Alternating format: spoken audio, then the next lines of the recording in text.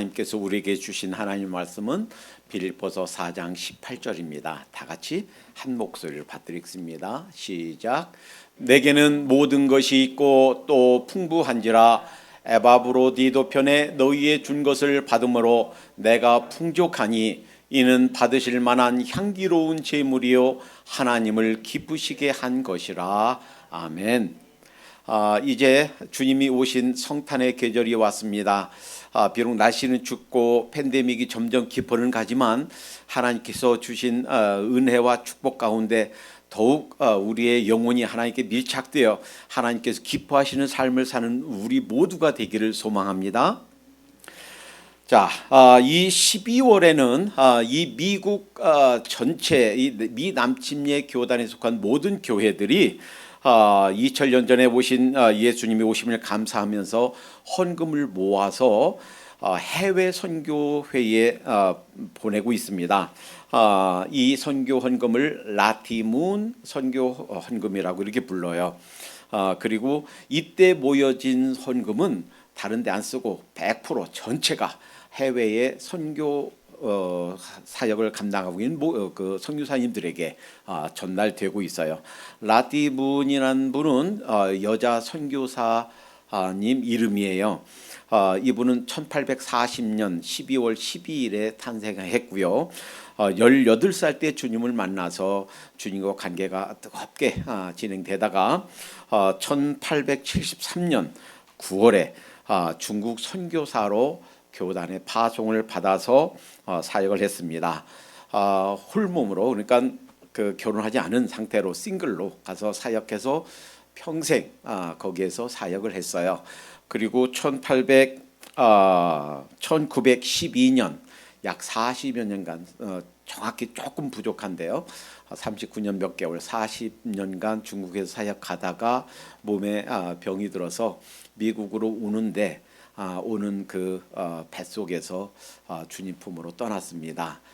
그리고 이 그 버지니아 샬롯에 있는 그녀가 탄생한 그곳에 그 묘비에는 지금도 40년간 침례교 선교사로 중국에서 선교하다가 여전히 믿음 충만한 가운데 주님께로 가다라고 묘비가 새겨져 있습니다.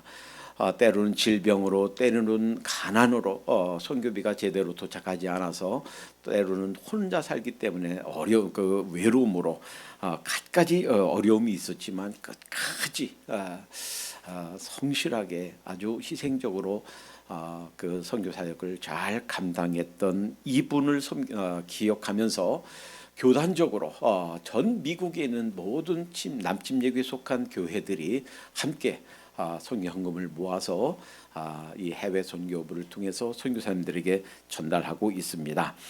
교회가 해야 되는 일들은 너희는 가서 모든 족속으로 제자를 삼아라고 했는데 가는 거예요. 가까이 있는 사람 혹은 멀리 있는 사람, 우리 주위에 있는 사람 혹은 강 건너 바다 건너 주님을 알지 못하는 사람들에게 복음을 들고 가는 거예요. 이렇게 파송받는 일, 이것 못지않게 더 중요한 일은 파송한 복음 들고 간, 나 대신 복음 들고 간 사랑하는 일꾼들, 그들을 위해서 후원하는 일인 줄로 믿습니다. 교회가 감당해야 될, 교회가 해야 될 많은 일들이 있지만 어떤 일 못지않게 중요한 일이 파송한 자를 위해서 후원하는 일이에요. 이 복음 전파, 하늘나라 확장하는 일은 마치 전쟁을 수행하는 것과 같습니다. 예를 들어 볼까요? 자, 한번 보세요. 우리나라가 인천 상륙작전 때문에 6.25 때 이제 그 남한을 지킬 수 있었던 아주 결정적인 계기가 됐어요. 한번 보세요. 인천 상륙작전을 하기 위해서 그냥 육군을 그냥 파송하는 게 아니에요. 그러면 아마도 그들 전부 다가 전멸할 수 있는 가능성이 있습니다. 어떻게 하나요? 그 전에 아주 치밀한 계획을 세웁니다. 가짜 뉴스를, 가짜 소문을 퍼뜨려서 연합군이 저쪽 원산 쪽 동해 쪽으로 상륙할 거야 하는 가짜 스파이를 통해서 가짜 뉴스도 퍼뜨립니다.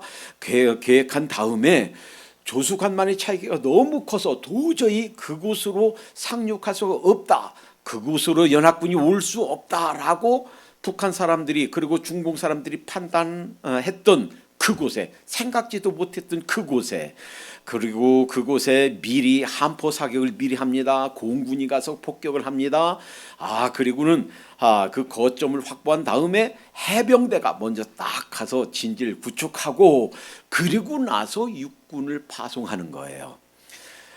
그러니까 이 함포 사격도, 이 후방에서 대포 사격도, 공군의 폭격도, 해병대의 진격도 다 함께, 이 전체적으로 입체적으로 그 함께 모두어서 협동으로, 합동으로 하는 것이 이 전쟁이듯이 우리의 복음 사역도, 가까이에 혹은 멀리에 있는 사람들에게 복음을 전하는 이 일도 우리 모든 사람들이 함께 참여해서 함께 기도하고 함께 후원하고 함께 애쓰고 하는 이 일이 바로 파송한 일을, 파송의 사명을 감당하는 일이다. 이것이 후원하는 일이다라는 거예요.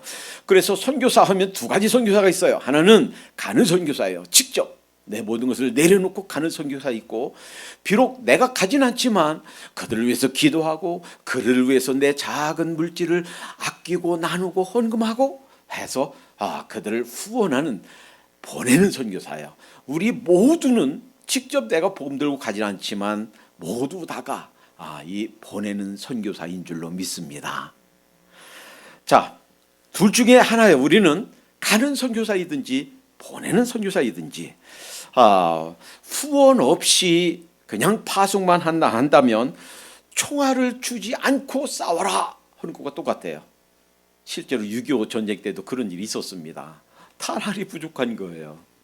그런데도 지켜낸, 죽음을 희생으로 지켜낸 고지가 있습니다. 탄알이 없어서.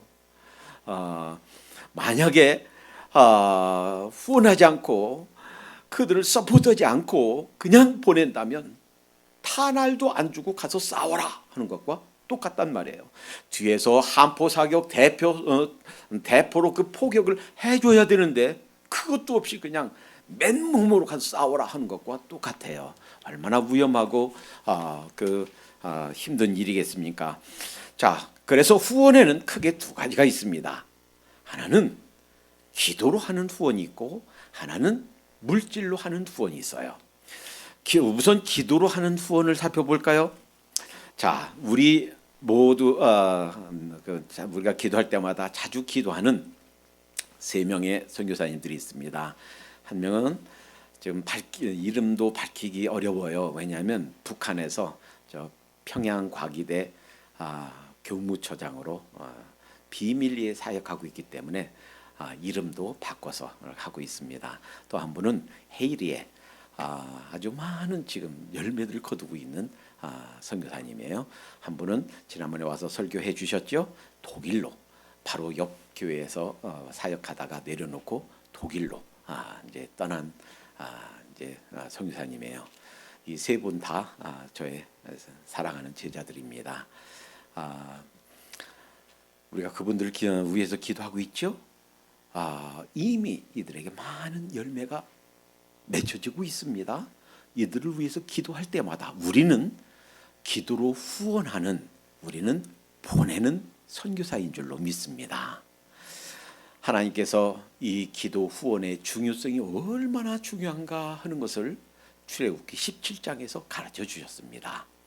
출애굽기 17장에서 앞부분에는 르비딤에서 먹을 물이 없습니다. 원망합니다. 그러니까 모세를 통해서 이 지팡이로 바위를 쳐서 물이 나오게 합니다. 그래서 많은 사람들과 짐승들이 그 바위에서, 산꼭대기는 그 바위에서 물이 콸콸콸콸 나와서 다 그 물을 먹고 살았어요. 고린도전서 10장에서는 이 바위가 바로 예수 그리스도다라고 가르쳐 주셨죠. 예수님이 자기 몸을 찢기시고 피 흘려 주신 것이, 그 십자가상이, 그 죽으심이 바로 바위가 깨어져서 나온 물과 같단 말이에요. 먹을 물이 없어서 다 죽어가던 그 백성들과 짐승들이 바위를 뭐라고 그랬냐면, 하나님께서 모세에게 내가 바위에 너를 향하여 서리니 바위를 쳐라 그랬어요. 뭐를 친 거예요? 바위를 쳤지만 하나님을 친 거예요. 하나님이 상처 입은 거예요. 예수님이 십자가에 돌아가시면서 그 피 흘려 주신 그곳에서 생명수가 나온 거예요. 그것을 상징으로 보여주시는 거예요.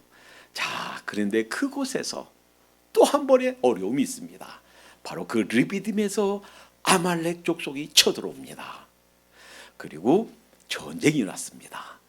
이제 모세와 그를 이제 보조하는 아론, 형 아론과 훌이 산꼭대기에 올라가서 봅니다. 이제 모세의 그 잔심부름을 하던 여호수아가 전 군대를 이끌고 싸움에 나섰습니다.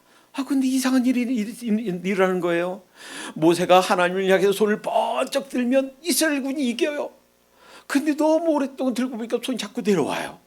그 손이 내려오면 아말렉이 이기는 거예요. 산꼭대기 이렇게 내려오면 안 되겠다, 큰일 났다 해서 아론과 훌이 자 돌을 갖다 놓고 모세님 여기 앉으세요. 앉혀놓고 한 손에는 아론이, 한 손에는 훌이, 한 손 번쩍 들고 손을 치켜 세우고 있습니다. 그게 뭐를 상징해요? 하나님께 항복합니다. 하나님 도와주세요. 기도를 상징하는 줄로 믿습니다. 하나님 도와주세요. 기도의 요청이에요. 그런데요, 하루 종일 저녁 때까지 그 손이 내려오지 않으니까 이스라엘 사람들이 그 아말렉을 다 쳐서 이겼다. 그래서 이 모세가 그곳을 이제 여호와 니시다 하고 불렀다 하는 것이 출애굽 17장에 나와요. 이 사건에서 귀한 하나님의 가르침을 봅니다. 싸움이란 것은 전쟁이라는, 그리고 하나님이 그러셨어요. 내가 아말렉을 위해서 싸운다. 그러니까 전쟁은 사실은 여호수아가 백성들이 끌고 와서 싸웠고 모세가 손들었고 거기서 아론과 훌이 손을 받쳐서 함께 싸웠지만 결국 싸우시는 분은 누구냐? 하나님이신 줄로 믿습니다.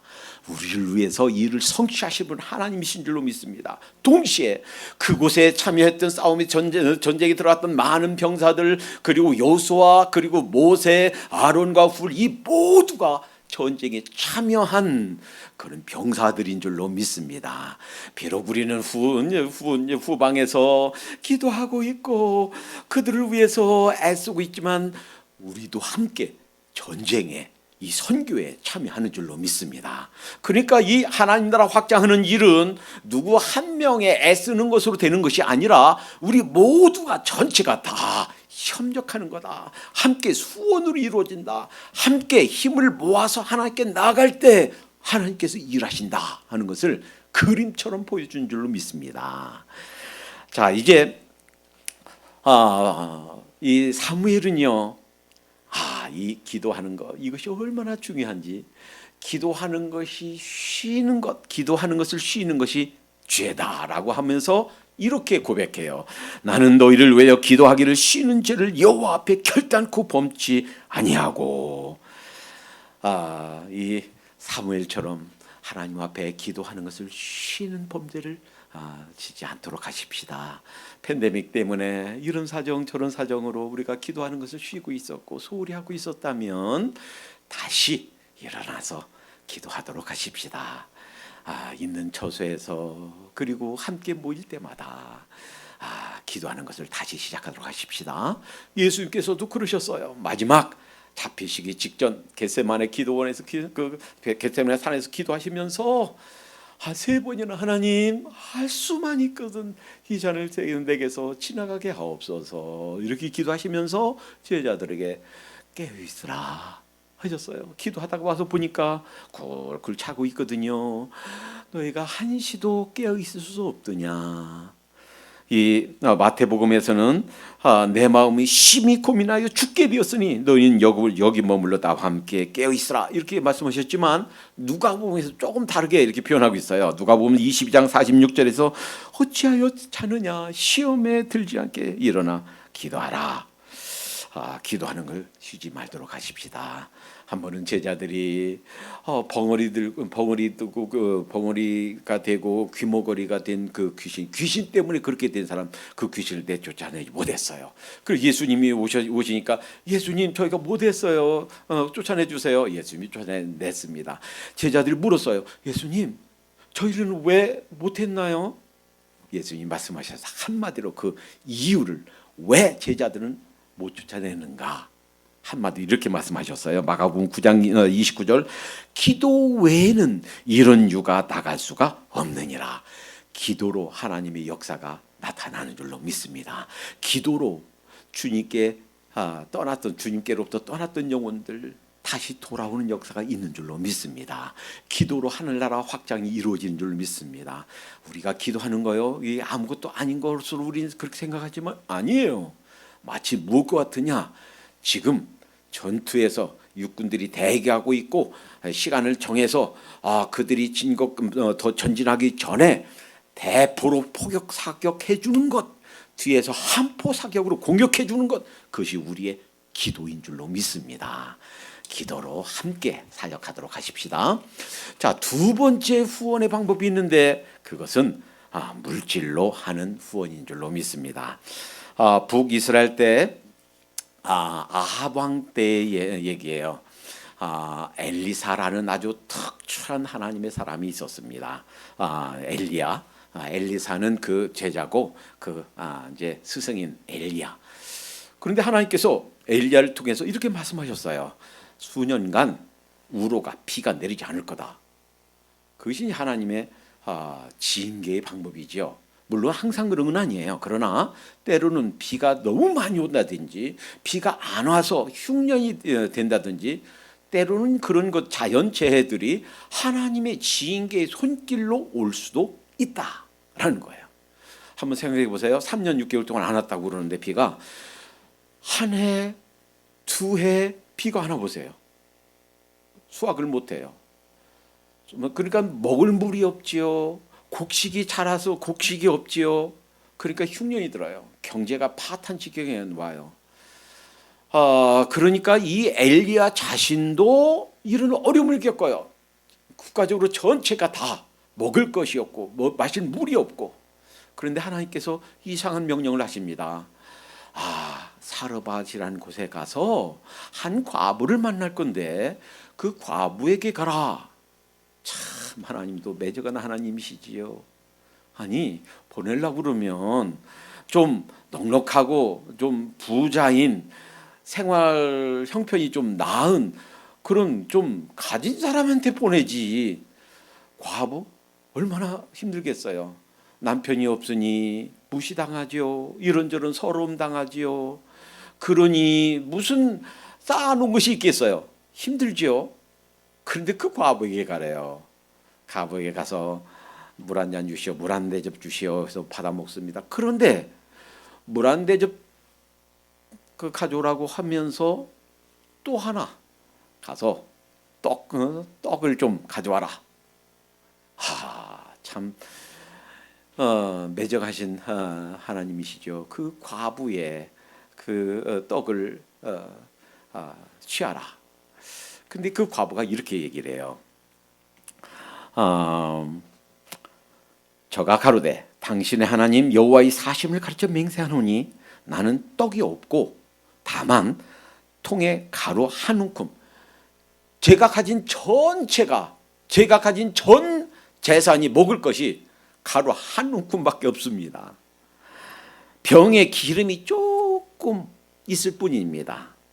내가 나무가지 두엇을 주어다가 나와 내 아들을 위하여 음식을 만들어 먹고 죽으리라. 그러니까 이 과부에게는 전 재산이 그거밖에 없어요. 가루 조금, 병에 기름 조금, 마지막 남은 그거 먹고서 이제 먹을 게 없어서 죽음을 기다리고 있는 마지막 음식이에요.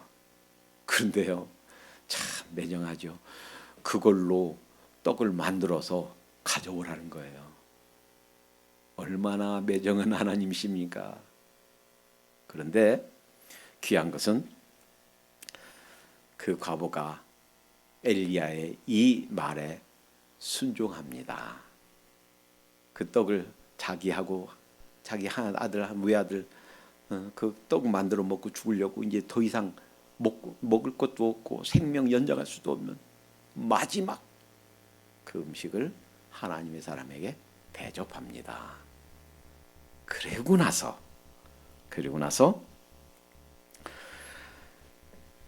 15절 저가 가서 엘리야의 말대로 하였더니 저와 엘리야와 식구가 여러 날 먹었으나 여호와께서 엘리야로 하신 말씀과 같이 통의 가루가 다하지 아니하고 병의 기름이 없어지지 아니하니라. 이상한 일이 벌어졌어요. 그 하나님의 사람 엘리야를 공개했는데 없어져서 조금 한 줌 남은 가루통에 가루가 꽉 찬 거예요. 조금 남은 병에 기름병이 꽉 찬 거예요. 그래서 먹으면 또 차고 먹으면 또 생기고 그 어려움이 그 흉년이 다 끝날 때까지 없어지지 아니하였다 하는 것이 증거예요. 그 말씀이에요. 여러분, 우리 이 말씀에서 아주 귀한 것을 봅니다. 사실은요, 우리 이 과부와 같은 상황일 수도 있어요. 아이고, 제가 무슨 물질 있다고 저 저축해 놓은 거 세이빙 어카운트 없는데요. 그런데도 불구하고 이 과부처럼 사라밧 과부처럼 우리의 마지막 남은 거 하나님께 드렸을 때 그것은 그 매정하게 그 과부의 음식을 뺏으려고 하는 것이 아니고 그 헌신을 통해서 하나님께서 하늘의 복을 부어주시기 위한 축복의 통로로 만드시기 위한 하나님의 손길인 줄로 믿습니다. 때로는요 그래요. 아유, 저 가진 것이 없어요. 저 능력이 없어요. 저 할 줄 몰라요. 저 시간 없어요. 제가 무슨 할 수 있는 것이 있나요? 저 하나님께 드릴 거 없어요? 라고 생각되지만 그리고 21조 드리면요 저 나머지 생활 어떻게 하라고요? 한 달 동안 이제 지금 이 팬데믹에 점점 수익이 줄어서 어떻게 살라고요? 이해가 안 되지만 그럼에도 불구하고 하나님의 말씀에 순종했을 때 하나님께서 그것을 우리의 축복의 통로로 삼으시고 우리의 채워주실 것 넉넉하도록 채워주신 줄로 믿습니다. 자, 이제 이 후원자, 우리에게 후원하도록 이렇게 우리 대신 복음을 들고 가는 자들을 위해서 후원하도록 하시고서는 그냥 그 우리 것을 그냥 취하고 빼앗아가고 마는 것이 아니라 하나님께서 갚으시겠다 하는 그 약속을 예수님이 땅에 계실 때 하셨어요. 마태복음 10장 40절부터 42절까지는 예수님이 직접 이렇게 말씀하셨습니다. 너희를 영접하는 자, 즉 하나님의 일을 하는 자, 하나님의 복음을 전하는 자, 하나님을 위해서 수고하는 자, 너희를 영접하면 너희를 영접하는 자는 나를 영접하는 것이요, 하나님의 사람을 영접하는 자는 바로 예수님을 영접하는 거예요. 또 나를 영접하는 하는 자는 나 보내신 이를 영접하는 것이라. 그러니까 예수님 영접하는 자는 결국 예수님을 보내신 성부 하나님을 영접하는 거예요. 그러니까 하나님을 위해서 이 작은 거 시간이든 물질이든 은사든 내가 하나님께 드리면 결국 예수님을 영접하고 하나님을 영접하는 것인 줄로 믿습니다. 그렇게 해서 헌신한 자들에게 선지자의 이름으로 선지자를 영접하는 자는 선지자의 상을 받을 것이요, 선지자를 위해서 헌금하고 선지자를 위해서 기도하고 이렇게 후원하면 선지자의 상을 받는데요, 선지자가 받아야 될 상 함께 받는데요, 또 의인의 이름으로 의인을 영접하는 자는 의인의 상을 받을 것이요, 비록 나는 의인이 못 되지만 의인이 받아야 될 상급 우리에게 주신다는 거예요. 또 누구든지 제자의 이름으로 이 소자 중 하나에게 냉수한 그릇이라도 주는 자는 내가 진실로 너에게 이르노니 그 사람이 결단코 상을 잃지 아니하리라 하시니라. 비록 냉수한 그릇만 대접한다 할지라도 그 상을 결단코 잊지 않겠다, 다 갚아주시겠다 하는 거예요. 하나님께서는 보상하시는 하나님이신 줄로 믿습니다. 우리 보고 원수 갚지 말라고 그랬어요. 원수 갚는 일, 보복하는 일 내게 속한 것이다. 악한 행위를 한 자에게 원수 갚는 것 내가 하겠다 뿐만 아니라 선을 행하고 하나님을 위해서 아름다운 일을 행한 사람에게 주는 보상도 내가 결단코 잊지 않겠다, 하나님께서 갚아주실 줄로 믿습니다. 마가의 어머니는 아마 경제적으로 넉넉했던 것 같습니다.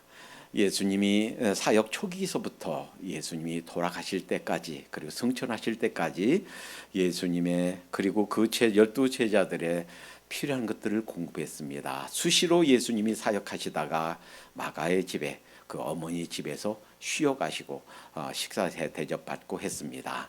예수님 마지막 마지막 만찬 잡혀서 돌아가시 직전 마지막 만찬 하신 것도 마가의 집이었습니다. 그리고 이제 예수님이 승천하시고 난 후에 120문도가 그것을 떠나지 말라라고 분부하신 예수님의 명령을 지켜서 기도하고 있다가 성령님의 이 대대적인 오심을 경험했던 오순절 사건도 마가의 집이었습니다. 마가의 어머니가 물론 좀 경제적으로 넉넉했겠지만 예수님을 위해서 12제자를 위해서 초대교회 우리 성도들을 위해서 헌신했던 그 헌신 하나님께서 받으신 줄로 믿습니다. 다른 많은 것들은 파괴되고 없어졌어요. 근데 지금 2000년이 지난 지금도 그 마가 어머니의 집은 다 돌로 되어 있어요. 대리석으로. 지금도 당시의 모습 그대로 보존되어 있다고 합니다. 많은 외세의 침략에도 불구하고 지진과 많은 자연재해에도 불구하고 그대로 그 현존 모습을 지금까지 보존하고 있다고 합니다. 이스라엘 가면 꼭 한번 가보고 싶어요. 그 마가의 어머니 그리고 마가복음을 쓴 그 마가의 어머니가 주님과 그 12제자를 위해서 드렸던 그 후원의 손길 하나님께서 기뻐 받으셨다 하는 보상으로 많은 사람들에게 지금까지도 2000년이 지난 지금까지도 우리가 기억하고 본받으라고 그 아름다운 그 모습을 지금 그대로 보여주신 줄로 믿습니다. 오늘 본문에 보면요, 이 사도 바울이 지금 이제 감옥에 있습니다. 로마 감옥에 있어요. 빌립보 교회는 우리 교회가 작듯이 그렇게 작은 교회였어요. 그렇게 넉넉한 교회가 아니에요. 그런데 그들이 힘에 지나도록 그들에게 냅니다. 에바브로 디도편에 바울을 공개하도록 바울을 섬깁니다. 전에는 이 장막 만드는 일을 하면서 자기 생계를 자기가 꾸려갔어요. 그런데 이제는 로마 감옥에서 자기가 이제 생계를 꾸려갈 수가 없어요. 수입이 전혀 없어요. 그러한 그 바울을 향해서 물질로 기도로 그리고 사람을 보내서 후원하는 이 빌립보 성도들을 향해서 이렇게 얘기합니다. 물론 내가 뭐가 부족한 게 아니에요. 그러나 여러분들이 보내준 이 물질로 후원한 이 후원 때문에 내가 풍부합니다. 그리고 내가 여러분들이 보내주신 것, 그 물질로 후원하신 것, 그것은 하나님께서 받으실 만한 향기로운 제물입니다. 구약에서는 하나님 앞에 나가기 전에 동물을 죽여서 소를 죽여서 양을 죽여서 그 피로 하나님께 나갔어요. 이제는 예수님이 자신의 몸으로 우리를 위해서 단번에 영원히 유효한 제사를 드려주시기 때문에 더 이상 양 잡고 소 잡고 할 필요가 없어요. 그러나 이제 하나님 앞에 나가면서 이 하나님의 복음을 담당하는 사람을 위해서 작은 정성 모아서 후원한 거 하나님께서 받으시는 향기로운 제물이다라는 거예요. 그리고 하나님께서 하나님을 기쁘시게 한 것이다라는 거예요. 자, 우리가 기도로 후원하십시다. 비록 작은 거지만 우리의 물질을 힘껏 모아서 후원하도록 하십시다. 이렇게 우리의 기도, 우리의 물질로 후원할 때 그냥 파송만 하고 총알도 주지 않고 포사격도 해주지 않고 그냥 무대포로 보내는 것이 아니라 이곳에서 함께 싸우는 줄로 믿습니다. 우리 모두는 아론과 훌처럼 그리고 여호수아처럼 모세처럼 우리 모두가 함께 이 보이지 않는 싸움에 참여하는 줄로 믿습니다. 기도합니다. 사랑해 주님 감사합니다. 이제 파송한 우리 대신하여 복음 들고 간 하나님의 일꾼들을 위해서 기도로 물질로 후원하게 하심을 감사합니다. 하나님, 그리하여 이 하늘나라 확장이 정말 효과적으로 잘 이루어질 수 있도록 인도해 주시옵소서.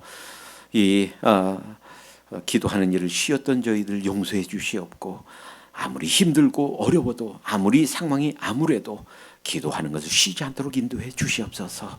우리의 작은 물질들을 아끼고 아껴서 주님 이 복음이 전해지는 일에 하나님 저희들 힘껏 사랑의 손길을 모을 수 있도록 인도해 주시옵소서. 우리 모두가 이 복음이 전파되는 일에 하나님께 이 기뻐하시는 일에 함께 동참하는 이 일이 아름다운 열매로 나타난다는 사실을 기억하면서 힘써 주님 기뻐하시는 일에 동참할 수 있도록 인도해 주시옵소서. 예수님의 이름으로 기도합니다. 아멘.